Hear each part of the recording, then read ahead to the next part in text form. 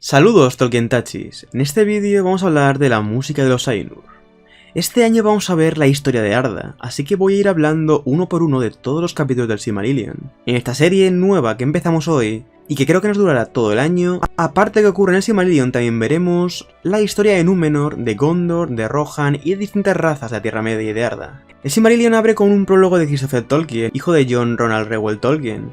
Pese a que Tolkien estaba trabajando desde el principio en esta obra, este no pudo publicarla en vida. Las primeras versiones, grabateadas en su libreta y que empezó a construir durante su juventud, cuando estuvo en el ejército participando en la Primera Guerra Mundial, datan de 1917. Para cuando su hijo consigue publicar el Silmarillion en 1977, Tolkien llevaba 4 años fallecido, y hacía décadas que se había publicado El Hobbit y su obra más exitosa, que no es otra que El Señor de los Anillos.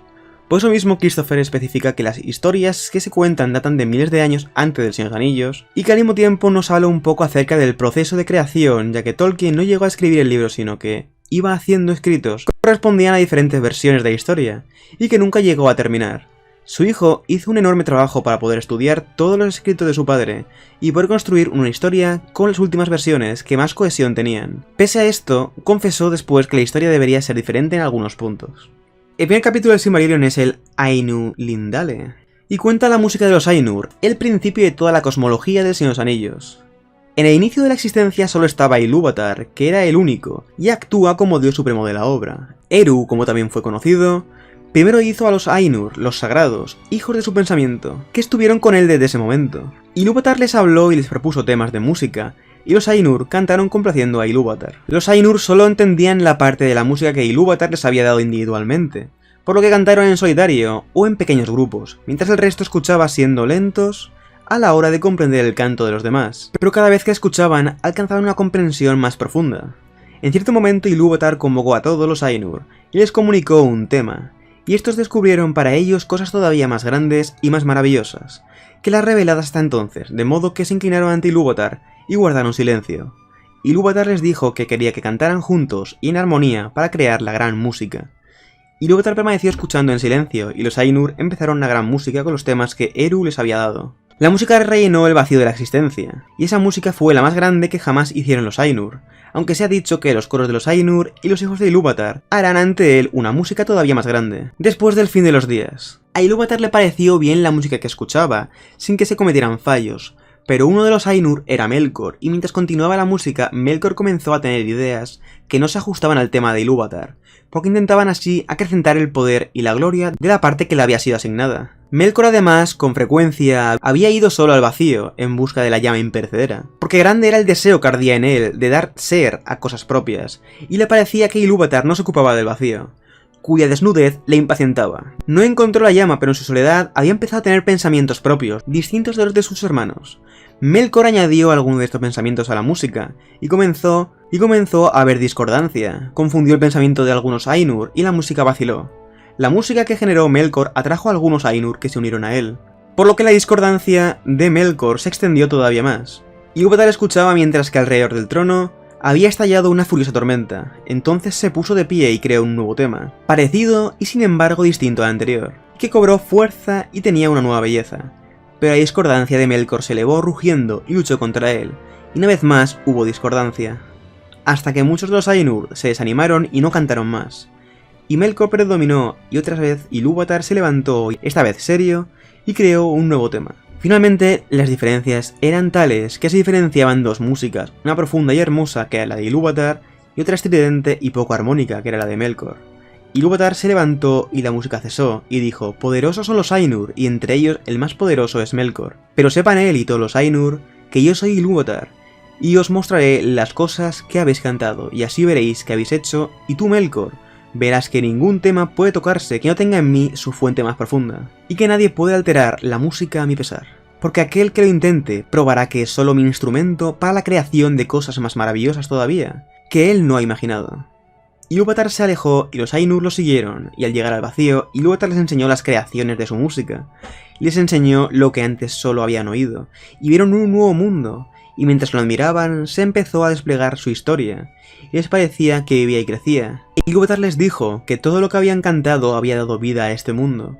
Por ese motivo, los Ainur saben mucho de lo que era, lo que es y lo que será, y pocas son las cosas que no ven, Pese a esto, Ilúvatar se reserva algunas cosas que los Ainur desconocen. Los Ainur vieron que ese mundo contenía cosas que no habían pensado antes, y vieron con asombro la llegada de los hijos de Ilúvatar, y las estancias preparadas para ellos, y los contemplaban y amaban, pues eran criaturas distintas de ellos mismos, extrañas y libres, en las que veían reflejada de nuevo la mente de Ilúvatar. Los hijos de Ilúvatar serían los elfos y los hombres, los primeros y los segundos nacidos. Cuando los Ainur hubieron contemplado esa morada en una visión y luego de ver a los hijos de Ilúvatar, muchos de los más poderosos de entre ellos se volcaron en pensamiento y deseo sobre ese nuevo mundo, y sobre todo Melkor fingió que deseaba ir allí y ordenarlo todo para beneficio de los hijos de Ilúvatar. Pero lo que en verdad deseaba era someter tanto a elfos como a hombres, pues envidiaba los dones que Ilúvatar les había prometido, y él mismo deseaba tener súbditos y sirvientes y ser llamado señor, y gobernar otras voluntades. Esas estancias creadas por Ilúvatar fueron llamadas Arda, y empezó a nacer todas aquellas sustancias que le darían forma.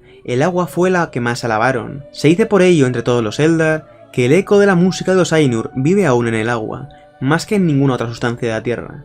Y muchos de los hijos de Ilúvatar escuchan aún insaciables las voces del mar, aunque todavía no saben lo que oyen. Ulmo fue el Ainur que volvió sus pensamientos hacia el agua, y de todos fue él al que Ilúvatar dio más instrucciones en música. Sobre el aire y el viento fue Manwë, noble de nobles, entre los Ainur, el que más se enfocó hacia ellos. En la materia de la tierra había pensado Aule, a quien Ilúvatar había concedido una capacidad y un conocimiento apenas menores que los de Melkor, aunque lo que deleita y enorgullece a Aule es la tarea de hacer y las cosas hechas, y no la posesión ni su propia maestría. Melkor intentó cambiar Arda, pero no pudo destruir sus fuentes de agua, pese al fuego y el hielo, por lo que no pudo destruir el deseo de Ulmo ni la música del mar.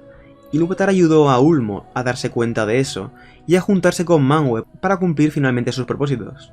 Los Ainur no vieron toda la historia de Arda, por lo que su visión era limitada, e Ilúvatar cortó esa visión, pero ante ellos se abrió una posibilidad, pues vieron ese mundo que había imaginado previamente, vieron cómo la llama imperecedera ocupaba el vacío y daba origen al mundo. E Ilúvatar les dijo que el que lo deseara podría descender a ese mundo y habitarlo, y mientras que algunos Ainur permanecieron con Eru, otros descendieron, y entre ellos muchos de los más grandes y más hermosos.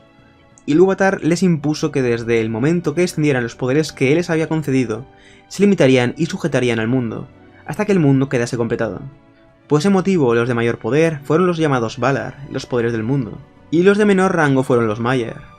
Al descender vieron que era totalmente distinto a lo que habían visto.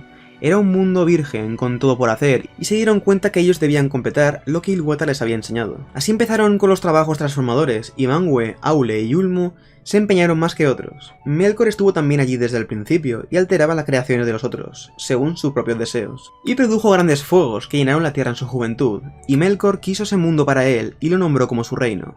Manwë era el hermano de Melkor en la mente de Ilúvatar, y convocó a muchos espíritus tanto mayores como menores, que bajaran a los campos de Arda a ayudarle contra Melkor.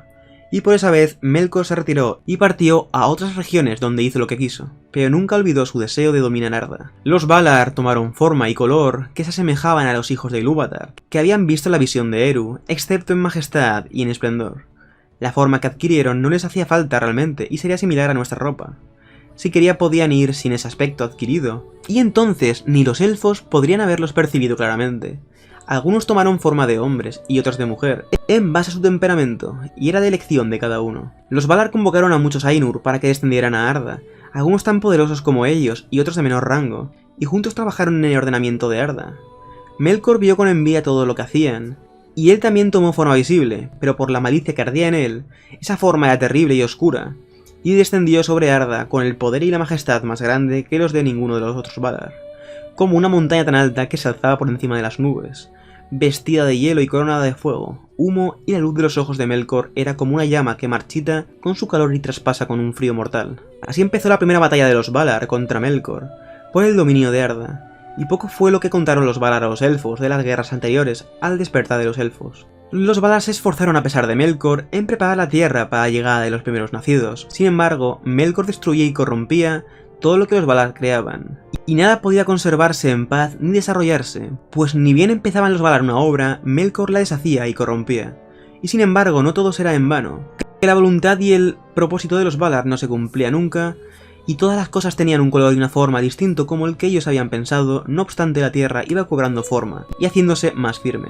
Y así la habitación de los hijos de Ilúvatar fue establecida, al fin en los abismos del tiempo, y entre las estrellas innumerables. En algunas obras como El Anillo de Morgoth encontramos diferentes versiones, como puede ser la versión del mundo redondo o mundo plano. En estas versiones, más que hacer grandes cambios a la historia, son más cambios hacia la construcción del universo. Además, en El Anillo de Morgoth esta historia se cuenta en un contexto diferente, mientras que en el Silmarillion publicado la historia se encuentra desde el principio, como si estuviésemos viviéndolo en presente. En El Anillo de Morgoth esta historia es la que cuentan los elfos a los hombres, y sigue la transmisión de Pengolod a Aelfwin. Nada más que decir, espero que os haya gustado este vídeo, y nos vemos en el siguiente. Hasta la próxima, y adiós.